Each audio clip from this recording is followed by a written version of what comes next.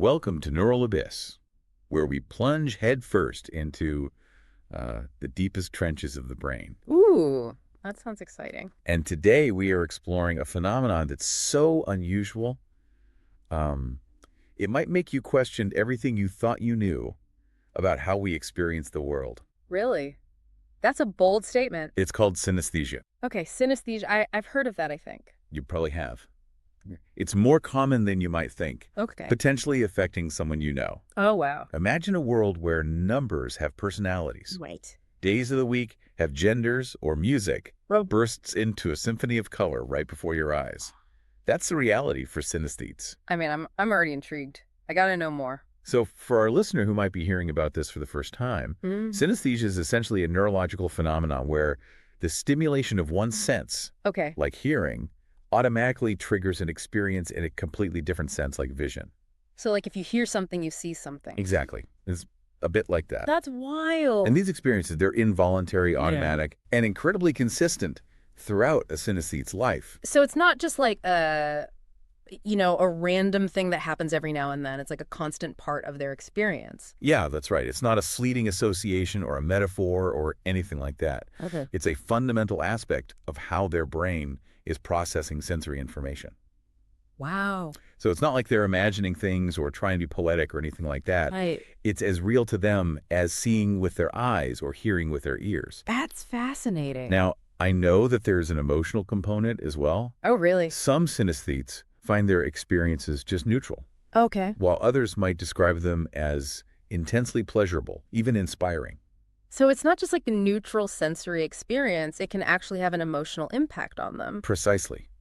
It can really shape their creativity, memory, and overall worldview. Okay, that's really interesting. What I find really intriguing is the sheer variety of synesthesia. I mean, some people taste words, others feel sounds on their skin. What? It's mind-boggling. Seriously, like taste words? That's insane. It really is. Oh, wow. And there are over 80 documented types, 80. each with its own unique set of sensory pairings. That's crazy. Okay, so are there like categories? How do we even begin to understand this? There are. So to understand this better, let's start with two broad categories. Okay. Projective and associative synesthesia. Projective and associative. Okay. So what's the difference? Yeah. Is it like one is seeing the experience while the other is more of a feeling? You're on the right track. So with projective synesthesia, someone actually perceives that additional sensory experience. Ooh. Like a classic example is grapheme-color synesthesia. So when someone with this type sees the letter A, it always appears red. Oh. Or the number 5 might always be blue. And Okay. this isn't something they're consciously associating or remembering or anything like that. Yeah. The color is simply part of how they see that letter or number. So it's almost like their brain is hardwired to experience those letters and numbers with those colors. Exactly. That's incredible. It really is. What about associative synesthesia then? With associative synesthesia, the experience is a little bit more internalized. Okay. So they don't necessarily see a color, for instance, but they feel this really strong involuntary connection between a stimulus and another sense. Okay. So imagine hearing a trumpet and feeling that it sounds orange, even though you don't actually see the color. So it's like a feeling or a knowingness rather than a full-blown visual perception. Exactly. That makes sense. Yeah. Now, we've already touched upon grapheme-color synesthesia, All right. where letters and numbers trigger specific colors. Yeah. But are these color associations just totally random, or do researchers see any patterns across different synesthetes? There is individual variation, of course, but what's fascinating is that some patterns do emerge. Really? Yeah, for example, A is often reported as red across many different synesthetes. It suggests that there might be some kind of underlying neural mechanism that's influencing these associations, even if we don't totally understand it yet. That's really interesting. It makes you wonder if there's some deeper logic or maybe even an evolutionary advantage to these seemingly arbitrary connections. Right. Now, there's another term that you might come across, which is ideesthesia. Ideesthesia. Yeah, it's sometimes used as like an alternative term for things like grapheme-color synesthesia. Okay. So how does that differ from just regular synesthesia? Well, the idea behind ideesthesia is that the trigger isn't a sensory input like a sound or a light, Okay. but it's a concept. Okay. So in the case of grapheme-color synesthesia, the letter A itself isn't a color. Right. But the concept of A triggers that color experience. It raises some really interesting questions about how abstract ideas are even represented in the brain and how they might interact with our sensory systems. So it's not a direct sensory link. It's like the meaning associated with the stimulus that triggers the synesthetic experience. You got it. That's really thought-provoking. It really is. It gets us closer to understanding how meaning is even created in the brain and how all of our sensory experiences are just so intricately interwoven with our cognitive processes. It's all connected. Let's move on to another fascinating type, chromesthesia. Chromesthesia. That's where sounds trigger the experience of seeing colors. Yeah. Right? Imagine listening to music and just seeing this vibrant, constantly shifting display of colors. Wow. And these color experiences, by the way, are called photisms. Photisms. Almost like visual echoes of sounds. Uh-huh. I once read a description of chromesthesia as something like fireworks. Ooh. That's a beautiful image. It is. But do all synesthetes see the same colors for particular sounds? Yeah, that's a good question. Well, not necessarily. There's a great anecdote about the composer's list and Rimsky-Korsakov. Oh, yeah. They famously disagreed about the colors of musical keys, which sparked quite a debate between them. You're kidding. So even within the same type of synesthesia, the experience could be totally subjective. Absolutely. It really raises a fascinating question, doesn't it? It does. If two synesthetes experience the same music so differently, does that mean their creative output is also fundamentally different? Oh, that's a really great point. How much does this subjective experience of the world shape the art that we create, the music, that we make our very understanding of reality? Yeah, that's a huge question. It is. Okay, let's talk about spatial sequence synesthesia. Spatial sequence synesthesia. This one always blows my mind. It's where people perceive numerical sequences as points in space, almost like a mental number line, Okay. extending outward from them. So it's like they can see numbers laid out in space. It's like having an internal GPS for numbers. Wow. And studies have shown that people with this type of synesthesia often have exceptional memories for dates, Really? events lists. So it helps them remember things. It's like this built-in mnemonic device Yeah. that helps them organize and retrieve information. That's cool. They might also see days of the week, months, or even years laid out spatially around them. So their experience of time is connected to their perception of space. Exactly. That's wild. Now let's talk about number forms. Okay. These are incredibly detailed mental maps of numbers that appear in someone's mind's eye when they think about numbers. Mental maps of numbers. And they're remarkably consistent. And they can take on a variety of shapes.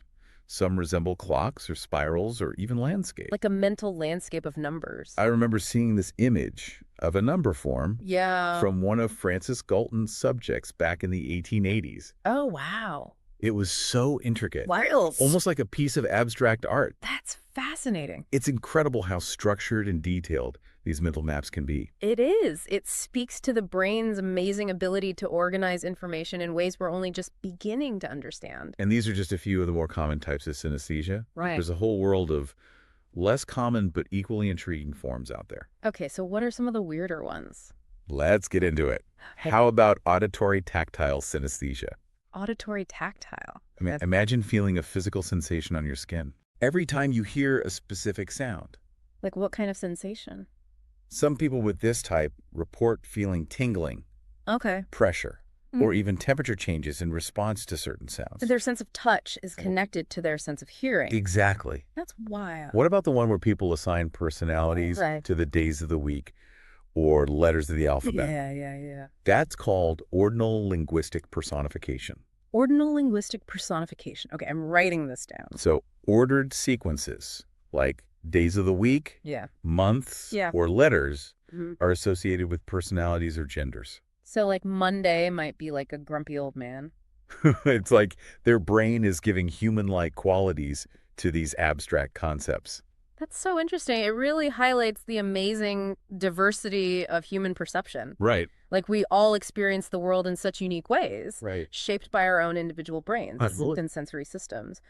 But it's also important to remember that not all forms of synesthesia are pleasant or even neutral. That's true. Some can be quite intense and even distressing. Like misophonia. Misophonia. Certain sounds like chewing or lip smacking can trigger really negative reactions in people with this condition. So it can actually have a negative impact on their lives. It can be more than just a quirky perceptual difference. Yeah. It can really impact someone's emotional well-being. That makes sense. And then there's mirror touch synesthesia. Mirror touch synesthesia. That's where people actually feel the sensations that are being experienced by others. Wait, seriously? So if you see someone get touched, you feel it too? It's almost like they have this amplified sense of empathy, like they're experiencing the world through another person's senses. That's incredible. And then there's one that always makes me chuckle, lexical gustatory synesthesia. Lexical gustatory synesthesia. Words trigger specific tastes. Okay, I need an I can't even imagine what that would be like. There's a famous case documented in the film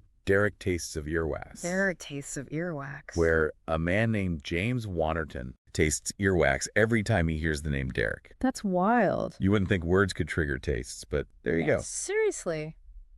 The brain is a strange and mysterious thing. It really is. What about that rare type where someone experiences multiple forms of synesthesia all at once? Oh yeah, that's called kinesthetic synesthesia. Kinesthetic synesthesia. It's one of the least common forms, but it's really fascinating because it blurs the lines between the senses. Yeah. Imagine experiencing colors, sounds, tastes, and even physical sensations all mixed together. Wow. It's like their senses are constantly cross-activating, Yeah. creating this incredibly rich and layered perceptual world. It's like a sensory symphony. It is. Yeah. So we've talked about all these different types of synesthesia, but now let's get into the science behind it. Okay, sounds good. One of the big questions is, how does it actually work in the brain? Right. What's going on at a neurological level that leads to these experiences? That's the million-dollar question, Yeah. and unfortunately we don't have all the answers yet.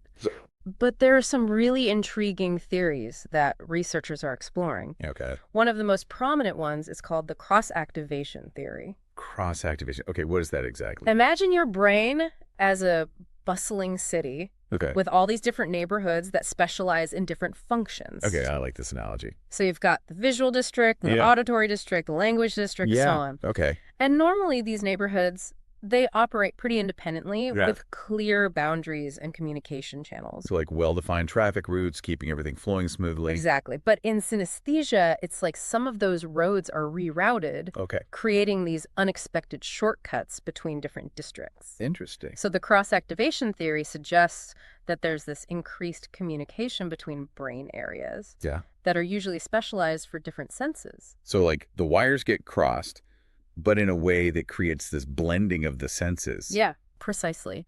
And there's some evidence to support this theory, too. Oh, really? Studies have shown that synesthetes can sometimes identify the color of a letter or a number, Okay. even when they can only see it in their peripheral vision, where they can't consciously make out the shape. So their brain's processing that color information even before they consciously recognize the letter or number. Yeah. It suggests that that color experience is happening at a really early stage of processing. Huh. Possibly even before the information reaches the parts of the brain responsible for conscious awareness. Okay, so that's cross-activation. Yeah. You mentioned another theory called disinhibited feedback. Right. This one gets a little bit more technical. Okay, But I'll try to keep it clear. good. So let's go back to those traffic routes in our brain city. Okay. Normally, there are these traffic signals Right, yeah. that keep everything flowing in the right direction, Okay. preventing congestion and chaos. So there's some kind of control mechanism that regulates the flow of information. Exactly. But with disinhibited feedback, it's like some of those traffic signals are malfunctioning. Mhm. And information that's normally suppressed or filtered out Right. is allowed to flow freely, Ah. creating these unexpected detours and backtracking. So instead of being neatly contained within their designated areas, sensory signals are kind of spilling over into other areas. Exactly. And there's some interesting evidence to support this theory as well. Really? Acquired forms of synesthesia, where someone develops synesthesia after like a brain injury or drug use, provide some clues. Okay. They suggest that disruptions to those normal brain signaling pathways Yeah. could actually lead to these unusual sensory experiences. Makes sense. Yeah. If the brain's filter isn't working properly, Yeah. you can imagine how the sensory information might get jumbled up. Right. Now, it's important to remember that both cross-activation and disinhibited feedback, they're just theories. Right. We still don't have a definitive answer as to how synesthesia works. Yep. There are other theories as well, like the ideesthesia theory that we mentioned earlier. Right, that one that emphasizes the role of meaning making. It's like the brain is making a bridge between these abstract concepts and our sensory perceptions. It's so complex. It really is. Okay, let's talk about the role of genetics in synesthesia. I've read that it tends to run in families. You're right. There does seem to be a strong genetic component to synesthesia. Okay. Studies have shown that if one identical twin has synesthesia, the other is more likely to have it as well. So it's not just about environmental factors or learned associations. It seems that way. There's probably something in our DNA that predisposes us to these experiences. Okay, so it's nature, not nurture. It's probably a bit of both. Researchers believe that there are multiple genes involved, perhaps interacting with environmental factors that all contribute to synesthesia. Got it. So how do researchers actually test for synesthesia? How can you tell if someone's experiences are genuine? That's a great question. Given how subjective synesthesia is, it can be tricky to measure. Right. But there are ways to assess the consistency and reliability of synesthetic perceptions. Okay. One common method is the test-retest reliability test. The test-retest reliability test. Yeah, so in this test, synesthetes are asked to match colors, tastes, or other perceptions to specific stimuli, like letters or sounds. Okay. And then after some time, sometimes even years, they're retested with the same stimuli. Right. And the idea is that if their synesthesia is real, their associations should stay consistent over time. So if they said A was red 5 years ago, they should still say A is red today. Exactly. And that's what research has found. Synesthetes show remarkably stable associations over time, even after years have passed. It's pretty convincing evidence. It is. Are there different tests for different types of synesthesia, or is it kind of a one-size-fits-all approach? There are definitely specific tests tailored to different types for grapheme-color synesthesia, for example. A visual test might involve showing participants black letters and numbers and asking them to report what colors they see. Okay. And for chromesthesia, they would use auditory tests, right? Playing sounds and asking people to describe the colors. Yeah. There are also tests for other types, like asking someone with lexical gustatory synesthesia to describe the taste they experience when they hear certain words. Makes sense. It's really fascinating how researchers have developed these tools to measure something that's so subjective and internal. It really is. Now, I know there's this test that's not specifically designed for synesthesia, but it helps us to understand cross-modal perception. Right. The Bubakiki effect, right? Yes. The Bubakiki effect. I love that one. It's a simple but really powerful demonstration of how our brains naturally link sounds and shapes. Exactly. So in the test, people are shown two shapes. One is all spiky and jagged, and the other's all rounded and blobby. Right. And they're asked to decide which shape is Booba and which one is Kiki. And it's amazing how consistently people associate the sharp shape with Kiki and the rounded one with Booba. Right. Overwhelmingly, people make the same associations regardless of their language or culture. It's like there's this inherent connection, this non-arbitrary mapping between those sounds and visual forms. It suggests that there might be these deeper underlying principles at play in how our brains process sensory information. Right. Some kind of multisensory integration. So even without synesthesia, our brains are already making these connections between different senses. Exactly.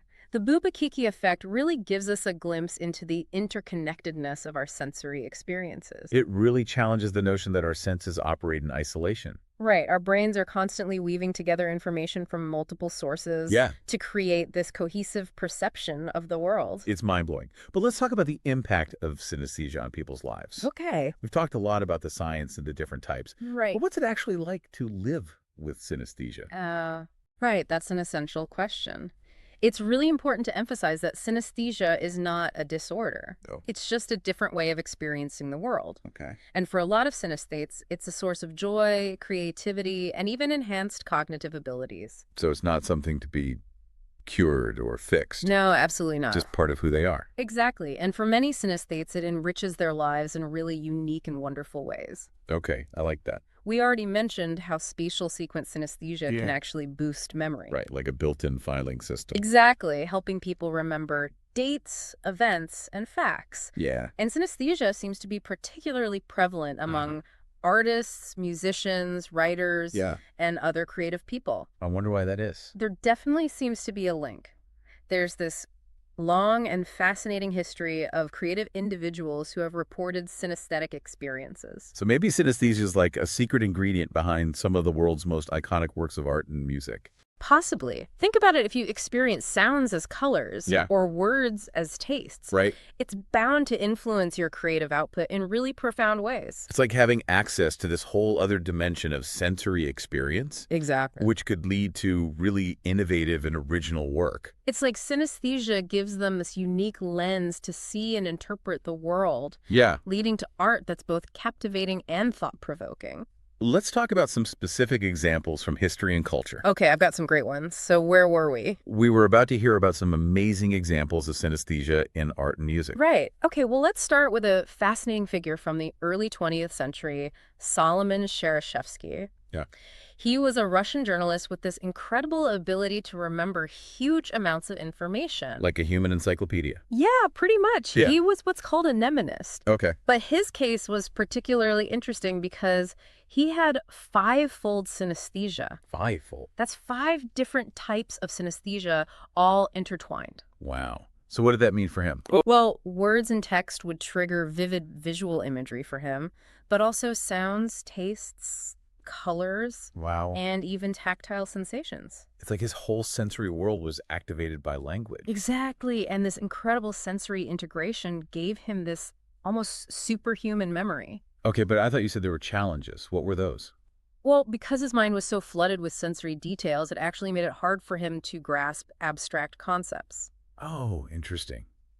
So his thinking was very concrete, very grounded in like the immediate sensory experience. Yeah, it's a good reminder that even extraordinary abilities can have trade-offs. A double-edged sword. Kind of. Huh. And his case really underscores the importance of looking at synesthesia holistically, considering both the potential benefits and the challenges. That's a good point. Yeah. What about writers who've had synesthesia? Any notable examples? Oh, tons. Vladimir Nabokov, the author of Lolita, famously talked about his grapheme-color synesthesia in his autobiography. Oh, I love Lolita. It's called Speak Memory, and he wrote about how each letter had a specific color for him, and those colors actually influenced how he perceived words and language. So it wasn't just seeing colors, it actually shaped his whole understanding of language. Exactly. It became a part of his writing style, Wow. his unique use of language. Interesting. Another great example is Daniel Tammet. Yeah, I love his work. He wrote a book called Born on a Blue Day. Right, and in that book, he describes seeing numbers as shapes, Okay. colors, Right. and even textures Like you could feel them. of numbers. Wow, that's amazing. Okay, what about the visual arts? I'm sure there are plenty of painters who have explored synesthesia. Oh, absolutely. Wassily Kandinsky, Oh, yeah. a pioneer of abstract art. Right. He believed that colors and sounds were deeply intertwined. Okay. And he even created these stage productions Right. that aim to create a multi-sensory experience, blending music, dance, and visual art. So he was trying to recreate his synesthetic perceptions for his audience. Exactly. He wanted to break down those barriers between the senses and create a more holistic and immersive artistic experience. That's really cool. What about Piet Mondrian? I've heard he might have been a synesthete too. There's some debate about whether he actually had synesthesia, Okay. but his work definitely explores the relationship between color, form, and rhythm Right. in a way that kind of aligns with synesthetic principles. It's like they were trying to capture music on canvas I love that. to translate those inner harmonies into visual form. And there are so many contemporary artists who are openly synesthetic Yeah. and use their experiences in their work. Like who? Well, there's Carol Steen. Okay. She's a painter who uses her grapheme-color synesthesia Uh-huh. to create these vibrant, abstract works. So each letter is like a burst of color. Exactly. She's turning the alphabet into a symphony of color and form. That's amazing. Who else? There's Marcia Smelek, Okay. a photographer who only takes pictures when she experiences a synesthetic response to what she sees. So her synesthesia guides her entire artistic process. Yeah, she's not just looking for like visually appealing scenes. Right. She's looking for things that trigger a specific synesthetic experience. That's a really unique approach to photography. It is. Now, not all synesthetic art is about beautiful colors and harmonious sounds. That's Linda Anderson, for example, okay. creates art inspired by the synesthesia she experiences during migraines. Oh, wow. That must be intense. It is. Her paintings give us a glimpse into those intense visual and auditory hallucinations that often accompany migraines. So it's not always a positive experience. Right. It's a good reminder that synesthesia can manifest in a lot of different ways. Okay, what about music? Are there composers who have incorporated synesthesia into their work? Oh, yeah, tons. Mikolojus Konstantinas Čiurlionis. Say that 5 times fast. Right. He was a Lithuanian composer and painter who saw colors and heard music simultaneously. Right. A lot of his paintings actually share titles with his compositions. Oh, wow. It's like he was painting music and composing paintings. That's so cool. And then there's Alexander Scriabin, Okay. a Russian composer who was obsessed with the idea of colored music. Colored music. Yeah, he even developed a whole system for associating specific colors with different musical keys. What? He even designed a special keyboard that projected colored lights during performances. Seriously?